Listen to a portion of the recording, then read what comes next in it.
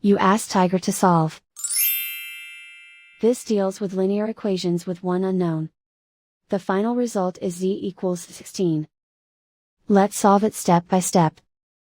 Simplify the expression. Expand the parentheses. Multiply the coefficients.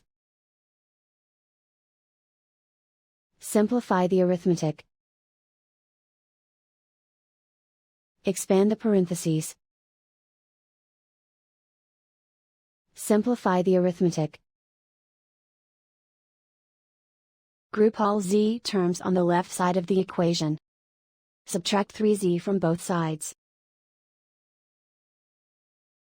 Group like terms. Simplify the arithmetic. Group like terms. Simplify the arithmetic. Group all constants on the right side of the equation. Add 4 to both sides. Simplify the arithmetic.